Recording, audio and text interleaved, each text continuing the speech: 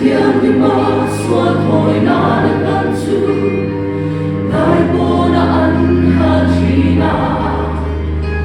Min chan dam turin ama ngein lani Ong khar pawnah chuan kan suan purin alo tuan Musik le ti ena ning lukum ne Suan reng nei lo chu Dai pawnah chuan an khai ka An musik na chu purin ikal chua kam mu Heta hian kumun nget nei kan ni la ve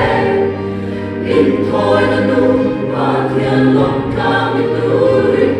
O ui chua kan mu Dai pawnah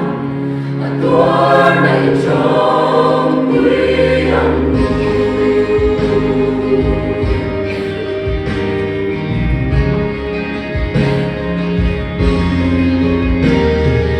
Con khera thiêu makin tuang chuan Mo sana Zaipawl ma se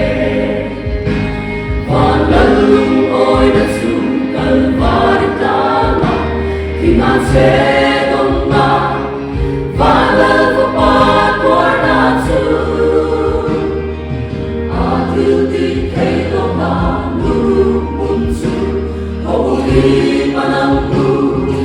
Tan kharao na dam na ki An musik na chu purin ikal chua kan mu Heta hian kumun nget nei kan ni lo ve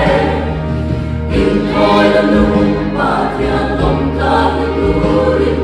O ui chua kan mu Dai pawnah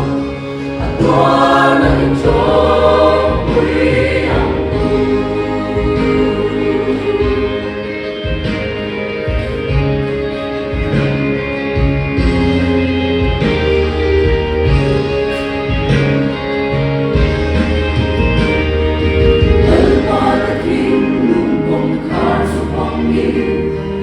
Dai pawnah ka lo chua ke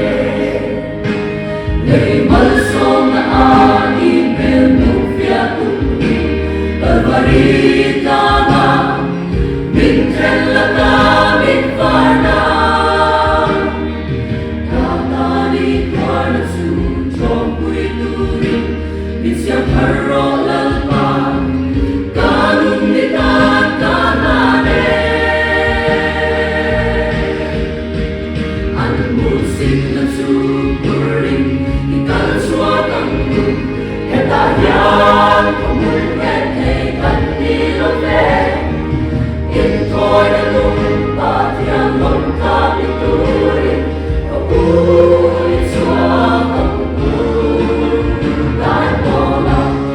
a tuar nei chom pui ang mu In thôi na nung pa thian lom ka mi turin O ui chua kan mu Dai pawnah a tuar nei chom